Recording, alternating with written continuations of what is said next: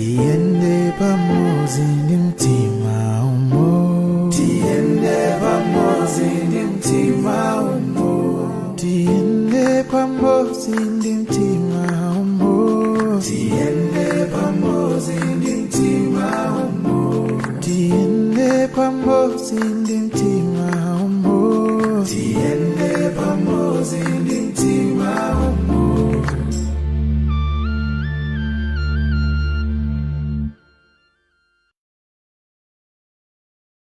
Welcome everyone to yet another session of Science Paper 2. This is MTN Teleschool. My name's Mutakela Inutu from Osaka Girls Secondary School. I'm pleased to be on this platform to revise with you, and this is the last session where we're going to answer the questions that you asked in the first two sessions, as well as go through the exam tips which is supposed to help you during your exam as you also prepare for your exams. I'm specialized in chemistry.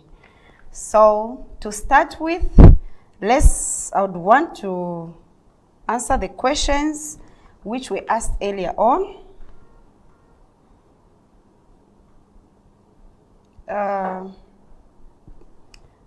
The question from Charlie: explain about 2n plus. Explain about 2n plus rule. So for us to understand this question very well, the 2n squared rule, you need to also understand about the atom. So when we talk about an atom is the smallest particle of an element which takes part in a chemical reaction. So atoms are made up of, there are two things: one, shells, and nucleus. In the nucleus, we find the protons and the neutrons. In the shells, that's where we find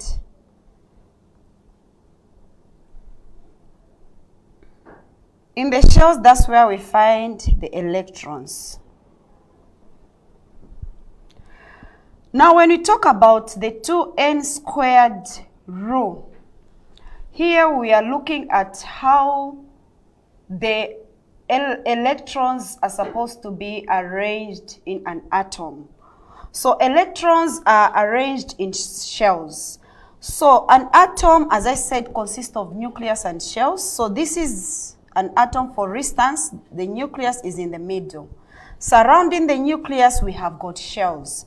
The first shell that is closer to the nucleus is called the K shell. You use a capital letter to represent it. Then the second shell, which is from the first shell closer to the nucleus, is the L shell. Then the one that follows is the M shell. Then the N shell, using letters from the alphabet. So each one of these shells has the maximum number of electrons it can accommodate. So the allocation of the maximum number of electrons that each shell can accommodate is done by using the formula 2n squared, where n is equal to the number, the shell number, or the number of shell. If it's K shell, that is shell number 1. If it's L shell, that is shell number 2. M shell, that is shell number 3, regarding its position from the nucleus. So as we move away from the nucleus, the number of shells, the number increases. So the first shell to start with is equal to 2n squared. 2n squared, that is 2 times 1 So this, in this case, 2. Since n is equal to the number of shells, so if we are looking at the K shell, which is so closer to the nucleus, it will be 2 multiplied by 1 squared, which is the same as 2 multiplied by 1 times 1. When you multiply this, the answer that you get is 2. So the first shell, which is closer to the nucleus, accommodates a maximum number of electrons, which is 2. And this is how the 2n square rule has come into play. So we go to the second shell.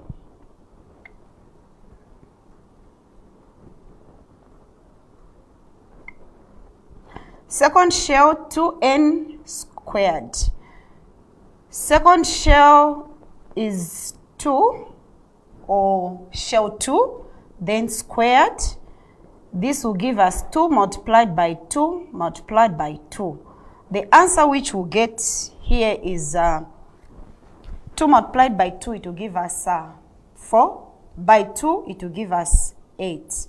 So meaning that the second shell is supposed to accommodate a maximum number of electrons, which is equal to 8. Then we move on to third shell. We still use the same 2n squared rule. So this will give us 2 multiplied by 3, because now this is shell number 3 from the nucleus. Then squared. So this will give us 2 multiplied by 3 multiplied by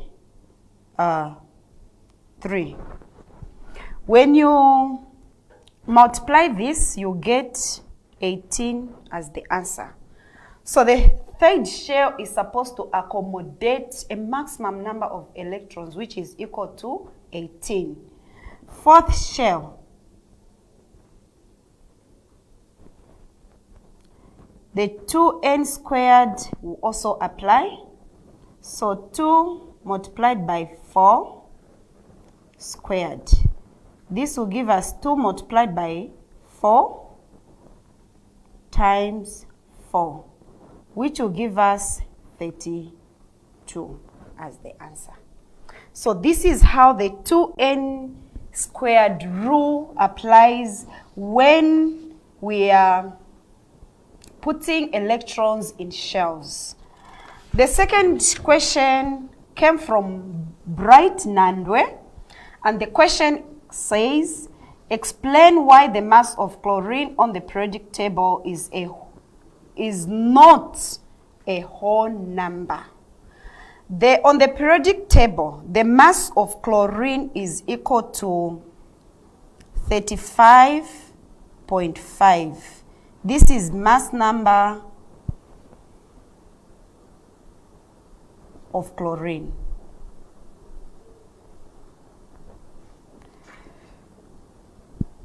So, mass number, relative mass number, we can define it as the mass of an element. The relative mass of an element is the mass of one atom of an element compared to 1/12 the mass of carbon-12 isotope.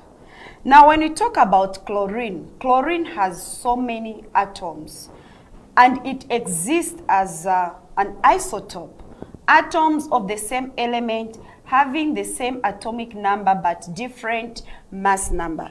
So since there are so many atoms of chlorine that are known to exist, we need to find the average mass number for chlorine atom. So in this case, for us to do that, we use the formula relative mass number, which is represented by the letter AR, is equal to relative mass number of isotope A multiplied by percentage abundance its percentage on Earth. That's what we mean. Then you divide this by 100%. Plus, then again, this, let's say we move it here, we'll say relative atomic number of isotope B multiplied by percentage abundance over 100%, like that. So when you multiply and divide, you get the average number. So for instance, how did this 35.5 come into play? Chlorine, the question, example. Chlorine has two main isotopes, chlorine 35 and chlorine 37, with abundances of 35% and 25% respectively. Calculate the relative atomic mass of chlorine. So we use the same formula. So in this case, we'll say relative atomic mass of chlorine is equal to relative atomic mass of chlorine 35 multiplied by percentage abundance plus relative atomic mass of chlorine 37 multiplied by percentage abundance. This you divide the first one by 100%. You also divide the second one by 100%. So when you divide there, we substitute, you find that the first one, it will be 35 multiplied by the percentage abundance, which is the 75%, divided by 100%, plus 37, which is the relative atomic mass of isotope B of chlorine. Then we multiply it by the percentage abundance, which is 25%, divided by 100%. When you do that, here, when you multiply and divide by, when you multiply, you get 2,625 over 100 plus 925 over 100. Then this will give us 26.25 plus 9.25. When you add the numbers, you get 35.5. So in other words, when we say the relative atomic mass of chlorine is 35.5, this is the average of the isotopes of chlorine. So I'm sure I have answered your question right. So get back to our exam tips.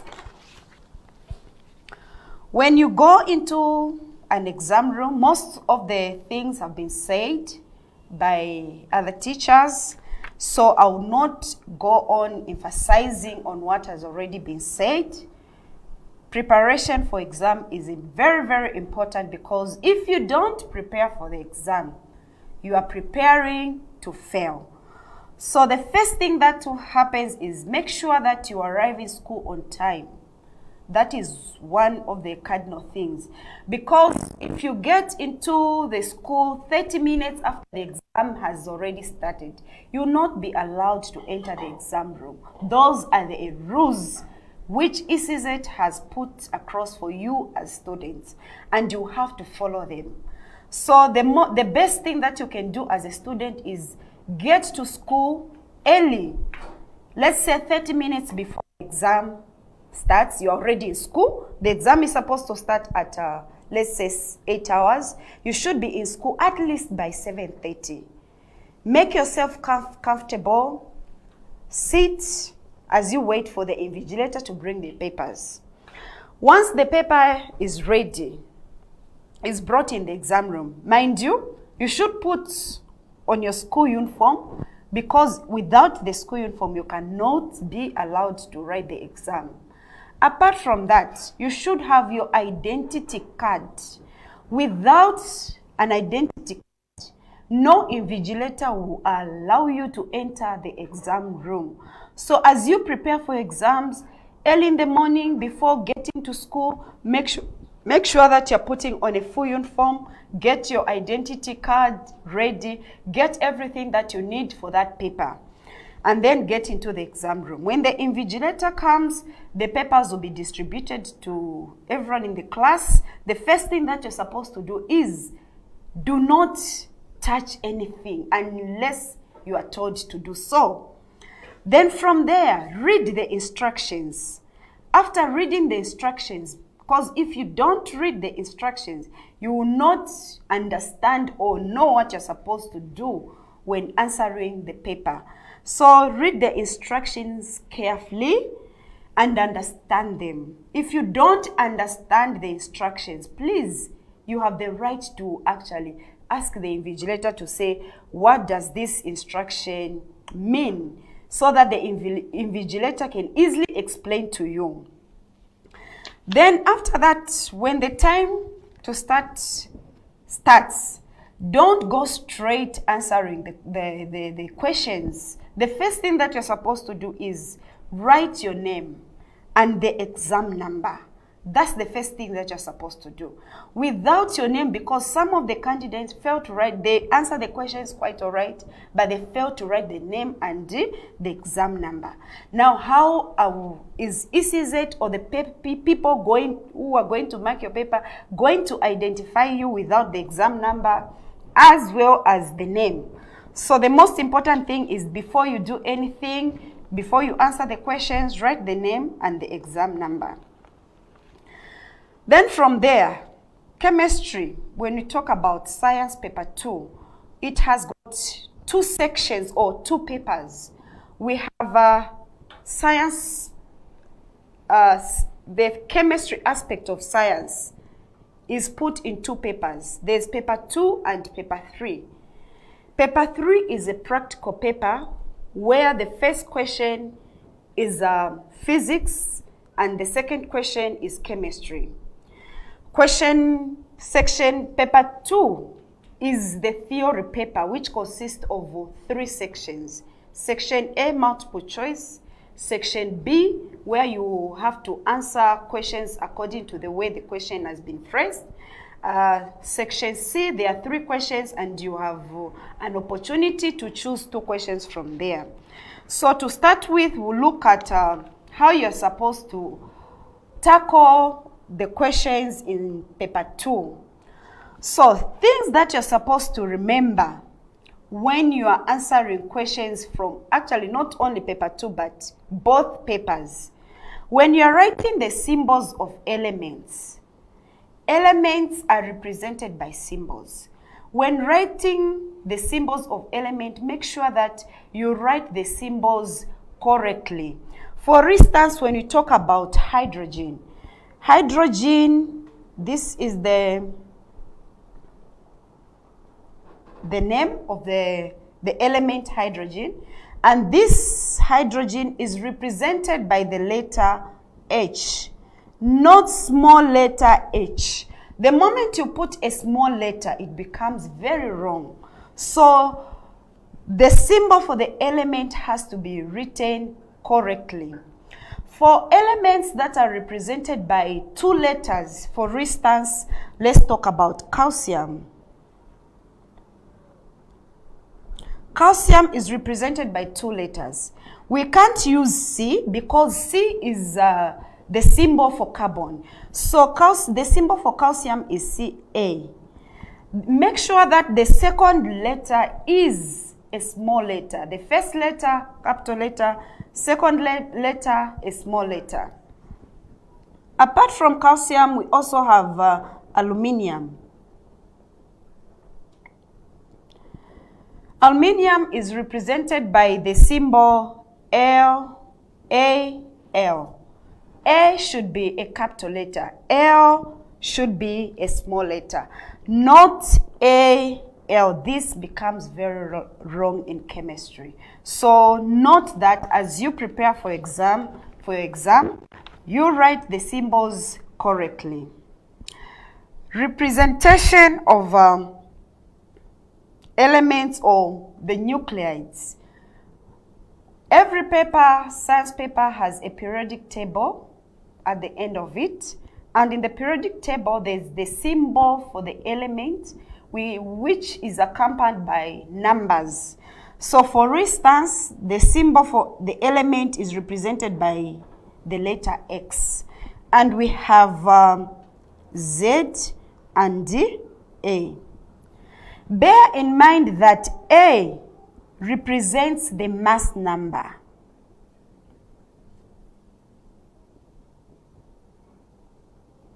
And then mass number is the sum of protons plus neutrons. So this number, you can only get it when you add the number of protons that are contained in that atom, as well as the number of neutrons. Z in this case represents the atomic number.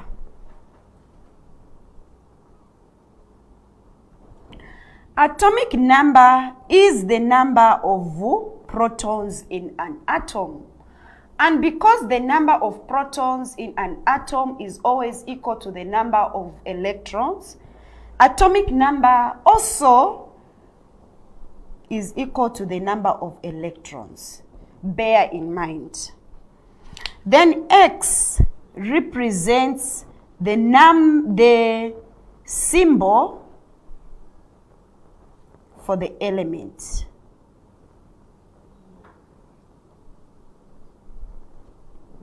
So we can have an example, sodium 1123. In this case, you should not confuse yourself. Know that Na represents the atom of sodium, or sodium atom. Then 11 represents the atomic number.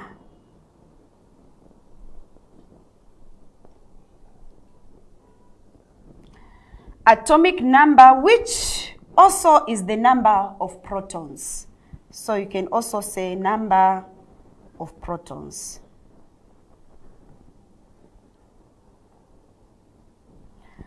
Then 23 is equal to the mass number.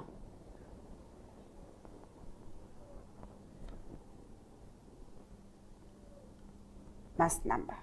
Mass number, as I said, the sum of protons and neutrons in an atom. When you're writing the symbol for ions, we look at ions. An ion is an atom that has lost or gained electrons. An ion has a charge. If it loses electrons, it becomes positively charged. If it gains electrons, it becomes negatively charged. So when writing the symbol for the ion, for instance, the symbol for this ion X is 2, it has, let's say, 12, atomic number 12. So electronic configuration in this case is 2,8,2. So which means that this atom X is going to lose the 2 electrons and it will become an ion. Now when writing the symbol for the ion, you're not supposed to write X plus 2. This is very wrong. But how are you supposed to write it? You're supposed to say X2 plus. So the number of electrons it has lost comes first, and then the charge follows. If it is an anion, let's say element N, let's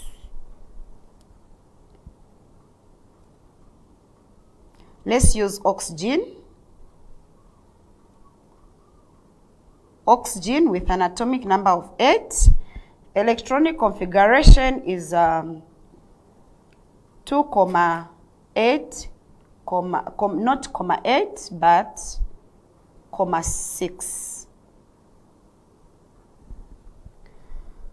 So this oxygen, because it wants to be stable just like any other element, it will gain 2 electrons. When it gains 2 electrons, it becomes an ion with a negative charge. So how are we going to write the symbol for this atom? The symbol will be oxygen 2 minus, not oxygen minus 2. This becomes wrong, but that is very correct. If it's chlorine, atomic number 17, electronic configuration 2,8,7, which means that in the outermost shell of chlorine, it only needs 1 electron for it to be stable. So therefore, it will gain 1 electron, and when it gains an electron, it becomes an ion with a negative charge. So the symbol for chlorine in this case will be chlorine plus an electron. This is going to give us chlorine minus. You are not supposed to write chlorine minus 1 or chlorine 1 minus. This is very wrong. Just that minus is enough. If it's sodium with an atomic number of 11, electronic configuration 2,8,1, it loses an electron, and when it loses an electron, it becomes an ion, and it have this charge. So this is very correct, but you're not supposed to write sodium plus 1. This is very wrong. Or sodium 1 plus. This is wrong, and that is also wrong. You're just supposed to write the charge alone. Then I want us also to look at rules guiding calculations involving more concept. More concept is a topic which most of students fail to understand. But once you understand the rules that guides the calculations, you find that it will be very easy for you to tackle questions involving more concept. The first rule is that make sure that the equation is well balanced. If you're given an equation in the paper, exam paper, before you start solving, ensure that the equation is balanced. Once the equation is balanced, then you can go to the next question. If the equation is not balanced, whatever you do will not make any sense. But the first thing that you have to ensure is the equation should be well balanced with the state symbols clearly shown. When you are done with that, the next step is take more ratio of all the reactant and products in the chemical reactions. What do I mean when I say take more ratio? For instance, sodium hydroxide react with hydrogen chloride or hydrochloric acid. This will give us sodium chloride plus water. So you have this equation in the exam paper. So the first step that you have to do is check if the equation is balanced. Okay, my equation is balanced. Then you move on to the next step. You take more ratio. What do I mean when I say mole ratio?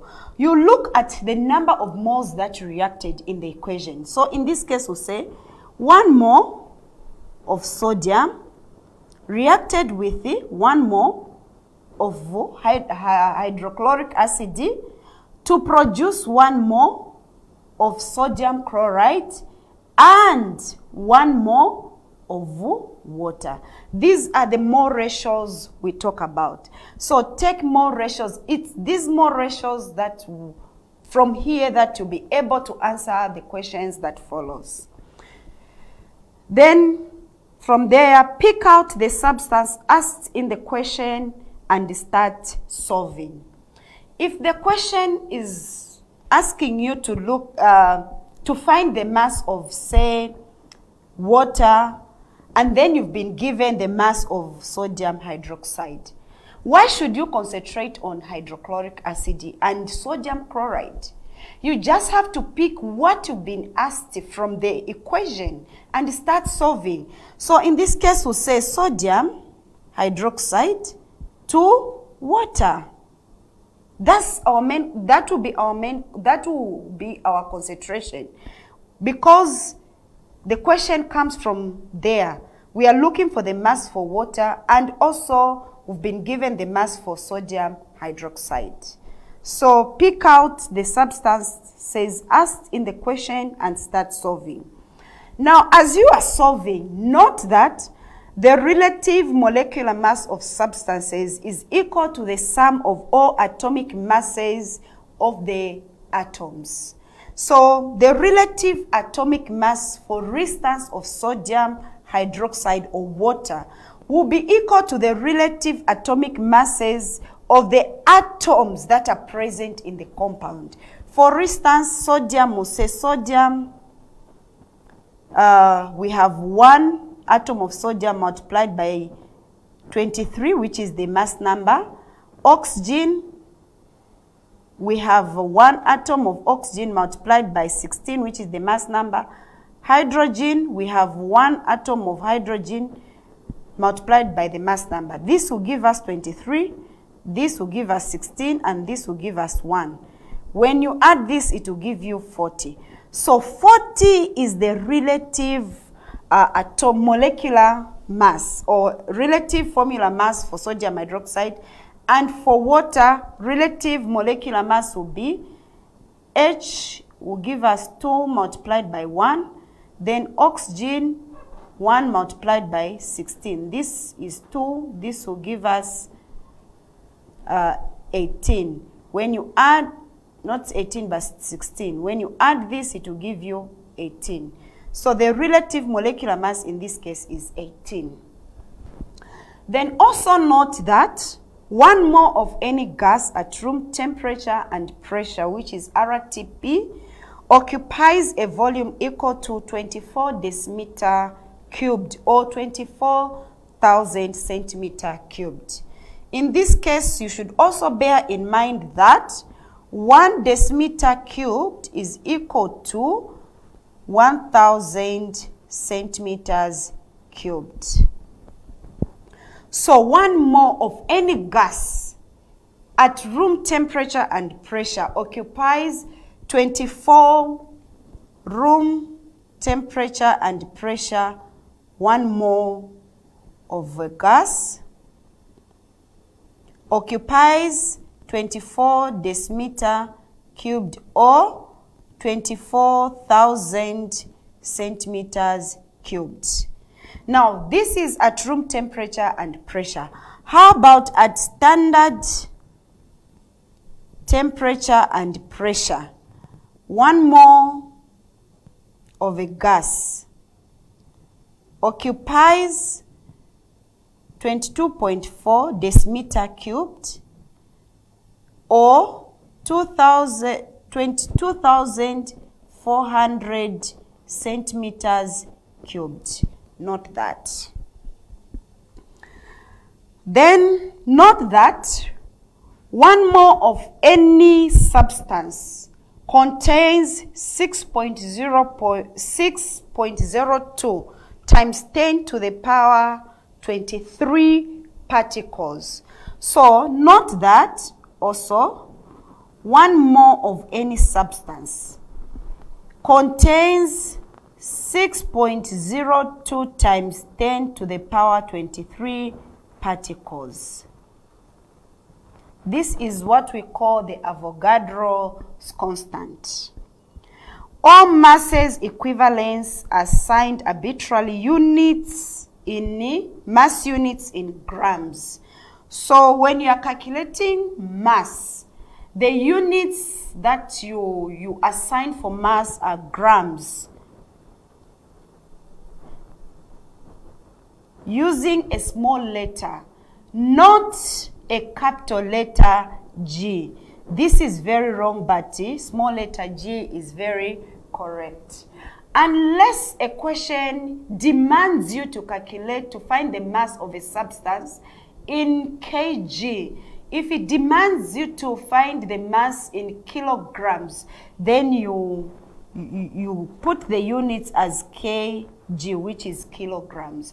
So when you're writing kilograms, capital letter K and small letter G, not kg like that. This is very wrong. Now, units must be written when you are solving, when you are carrying out some calculations. Make sure that units must be written on a correct answer. For instance, if the question demands you to find the mass, at the end of the calculation, if your answer is 8, your answer should be 8 grams. For instance, let's take for instance, find or calculate the number of moles contained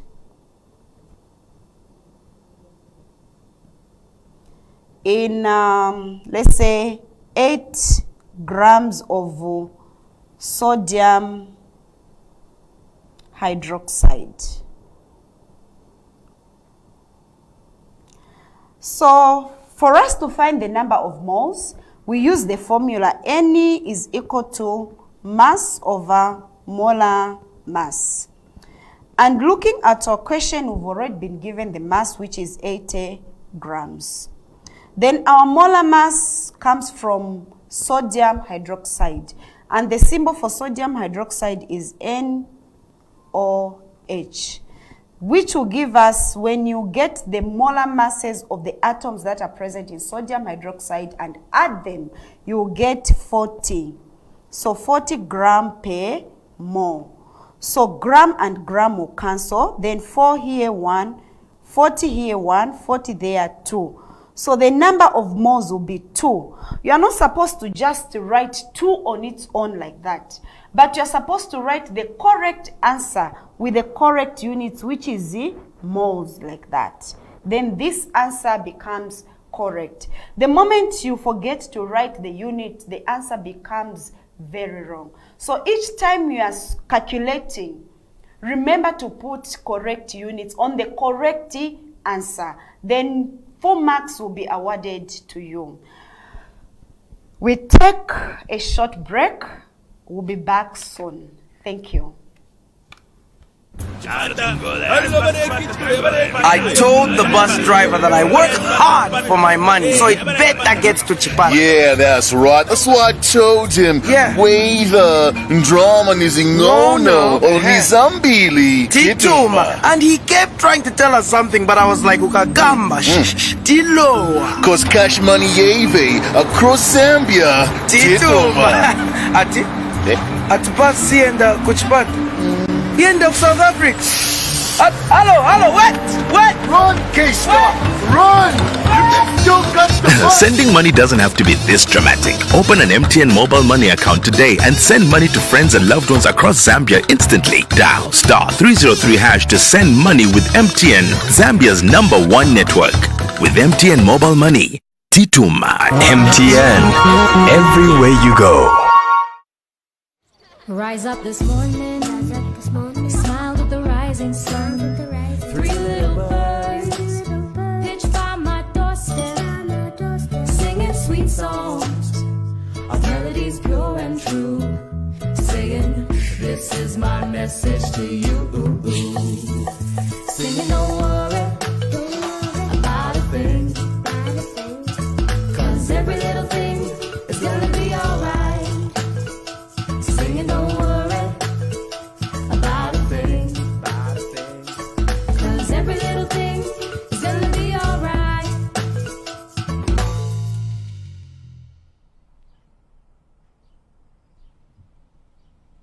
Cause every little thing is gonna be alright. How you use your data is up to you. With the widest network coverage, it's amazing what you can do on MTN. This is my message to you. Welcome back, viewers. Thank you so much for tuning in to MTN Teleschool. Remember to tag in your friends and relatives so that they can also join in the watching. Send us your comment and your questions, and also tell us where you're working from. Andrew Mutale, I am able to see you there. Thank you so much for being with us. Now we move on to exam tips. There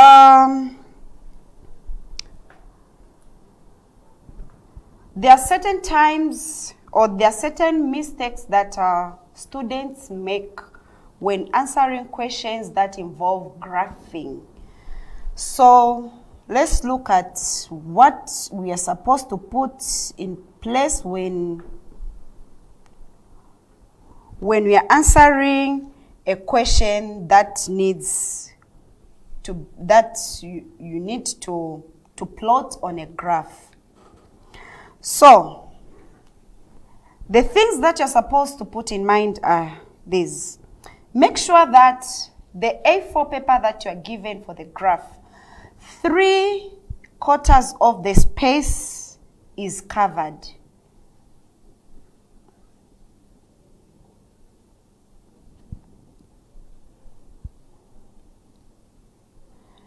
Of the graph paper is covered when you're answering a question on a graph paper. Then from there, make sure that the axes are labeled correctly with correct units. Axis labeled correctly with correct units. So for instance, what do I mean when I say axis should be labeled correctly with correct units? If you are plotting a graph of, let's say, concentration against the time. So in this case, your graph will look like this.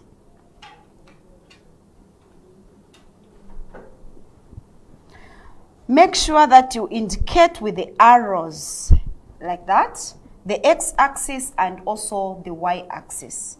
So time, indicate that this axis is for time, you label it. And as we know, time is measured in seconds, so you put S there.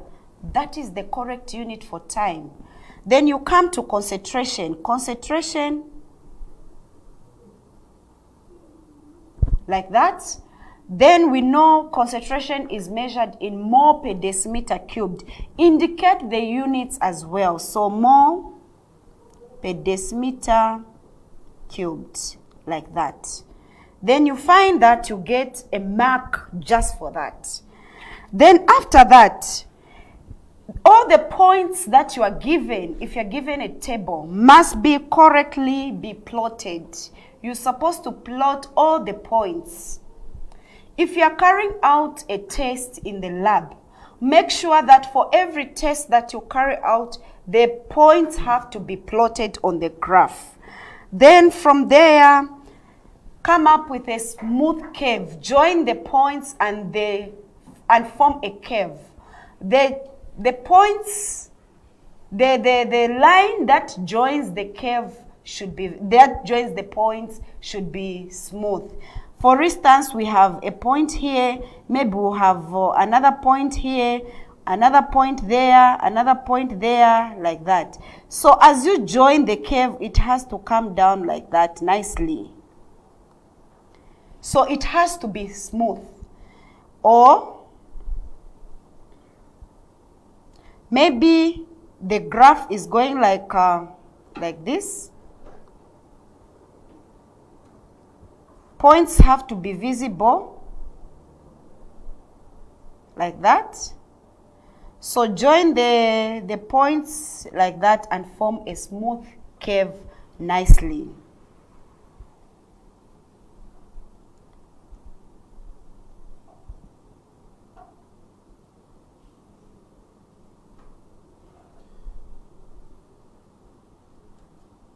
Like that. Then your graph should also have a title. And in this case, our example, we are looking the graph that we have as an example is a graph of concentration against time. So you need to write on top there, the title of the graph is concentration against time.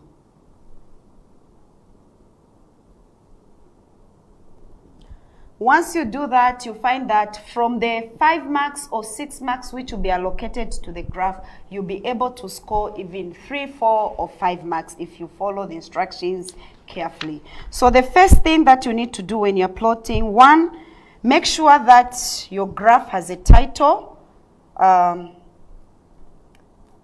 Before we come to the title, 3/4 of the graph is covered. Make sure that that is done. The axes are labeled correctly with correct units, both x and y axis. Then from there, all points must be correctly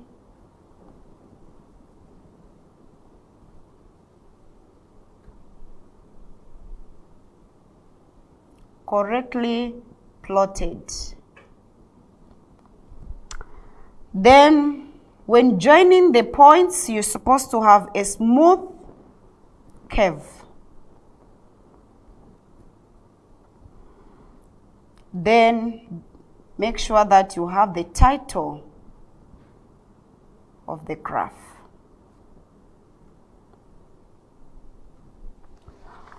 Then from there, I want us to go into another tip that will help us in as we prepare for exams, both the theory paper as well as the practical paper. And in this tip, we'll look at qualitative analysis, which is when you are testing for the presence of the cation or the anion. So, for instance, the test that you're carrying out is test for cation in a solution. When testing for a cation using either sodium hydroxide or aqueous ammonia, 2 observations will help identify the cation present. So as you carry out the test, there are 2 observations that will help you to identify the cation that is present in the solution. 1, observation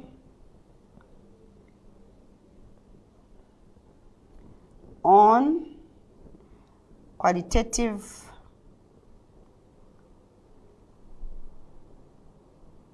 analysis.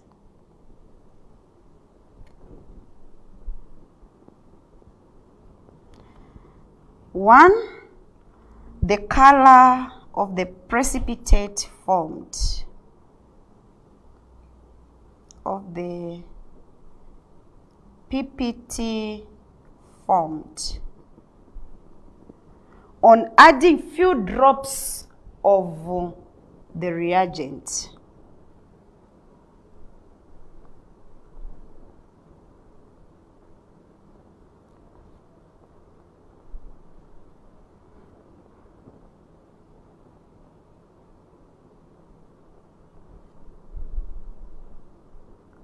So the color of the precipitate formed is very cardinal.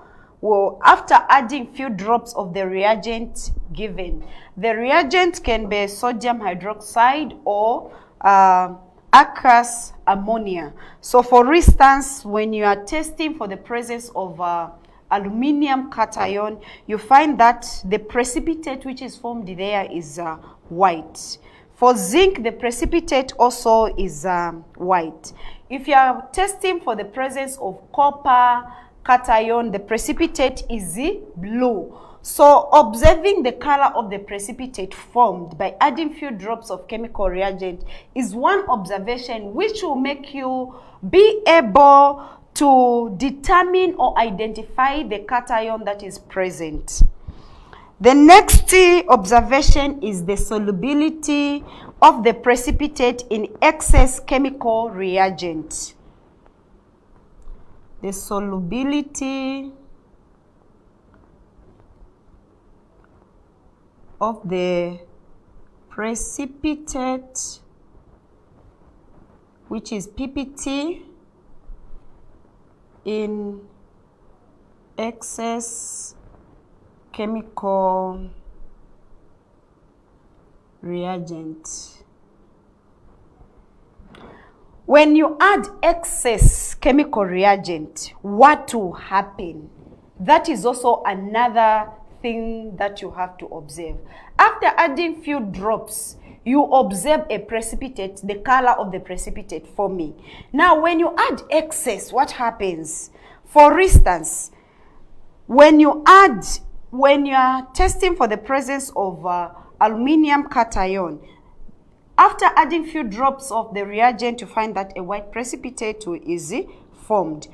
And that white precipitate is insoluble in excess. When you add excess reagent, the precipitate is insoluble. It will not dissolve. If we are identifying for the presence of zinc cation, a white precipitate will also be formed. But when you add excess reagent, the color would disappear. Why? Because the precipitate becomes soluble. It will dissolve. One thing that you have to know is that cations react with hydroxide ions present in aqueous sodium hydroxide and ammonia to form an insoluble hydroxide. These hydroxides appears as the precipitate. So for instance, you can have ion 2 plus, this is the cation. So when it reacts with the hydroxide that is present in sodium hydroxide, a precipitate will be formed, which will this precipitate is ion to ion hydroxide, which is green in color. That is the precipitate. Some of the precipitate, bear in mind, that dissolve in excess aqueous sodium or aqueous ammonia to form soluble complex salt.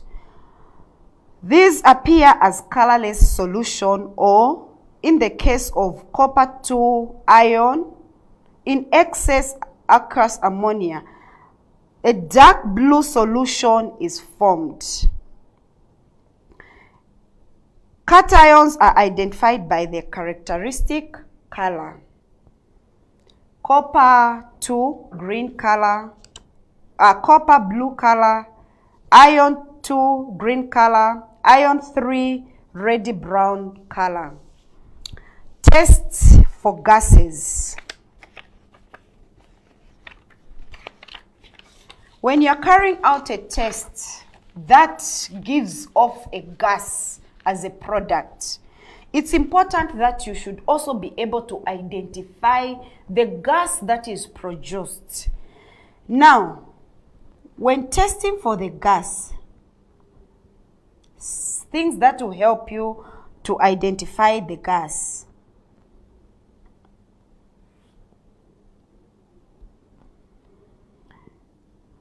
When recording observation of gases, it's important to record 1, the presence of effervescence, if any. And a very good example of a gas which shows effervescence is carbon dioxide. So when recording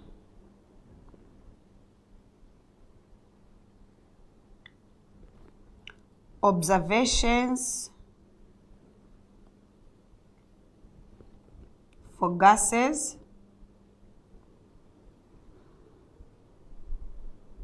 it is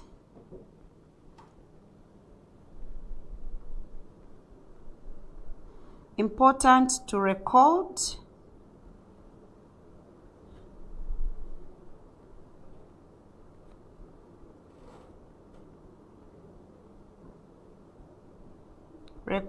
one, presence of effervescence,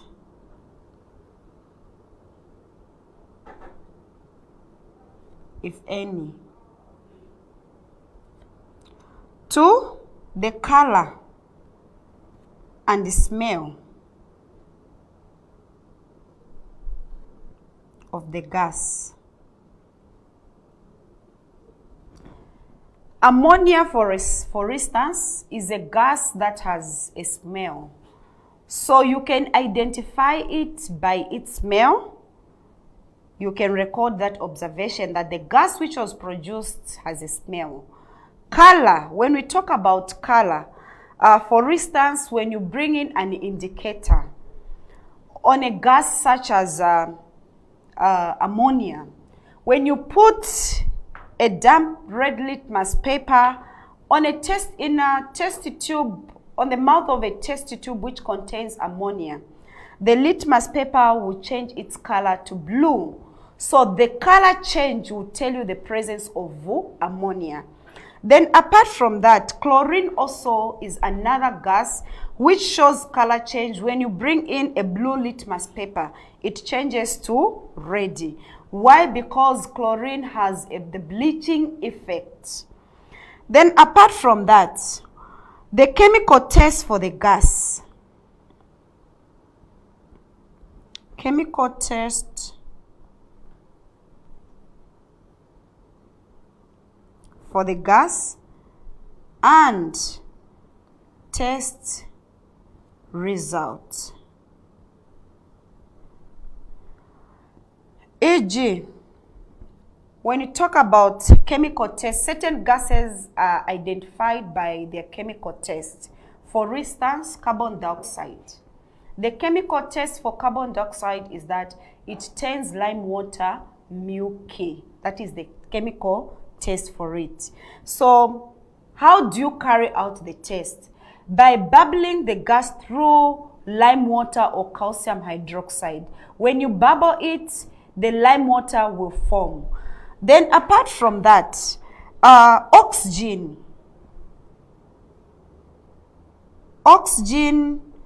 relightens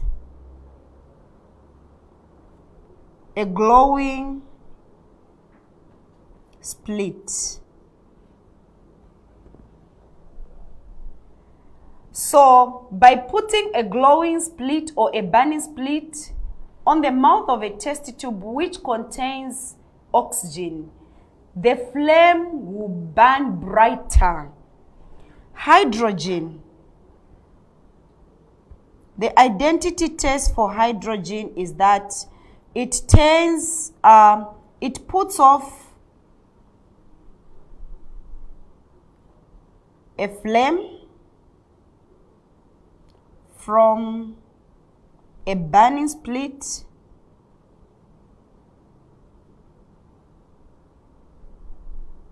with a pop sound. Then we have ammonia.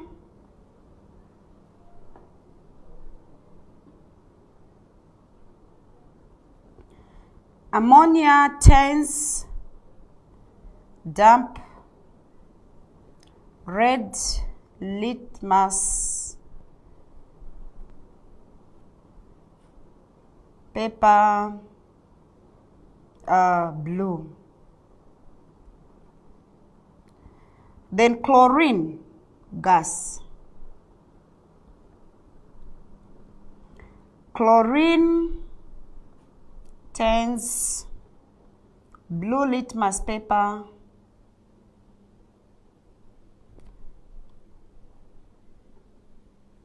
red. Then sulfur dioxide. Sulfur dioxide also turns blue litmus paper red.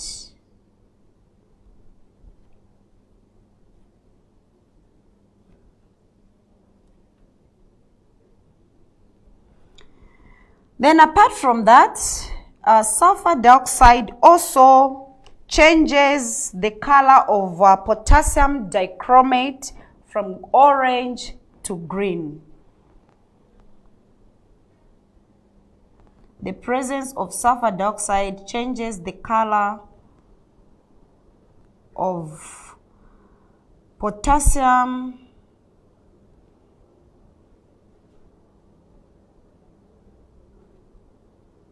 dichromate, which is orange, from orange to green. Then from there, you should also be able to give the name of the gas. Give the name of the gas.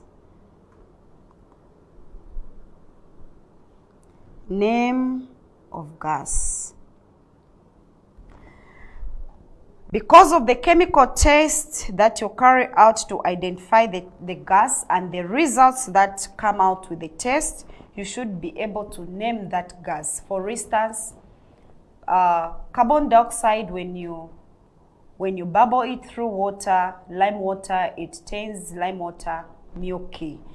When you put a glowing split on oxygen, it relightens the glowing split.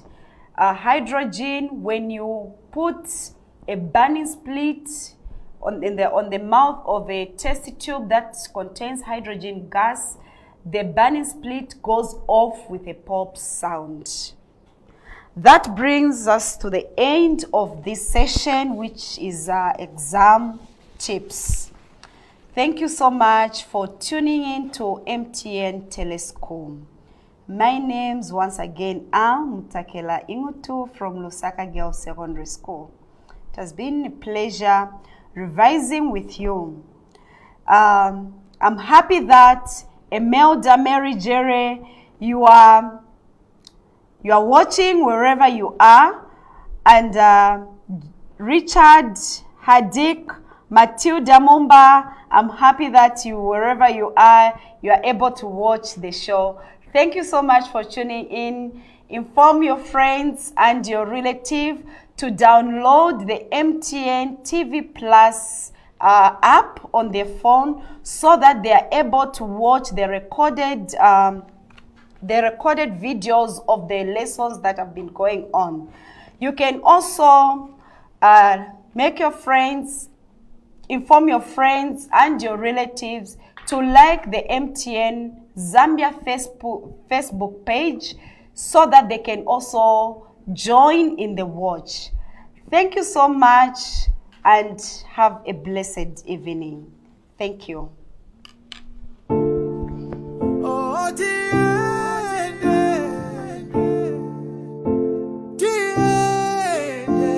Tiende pamoja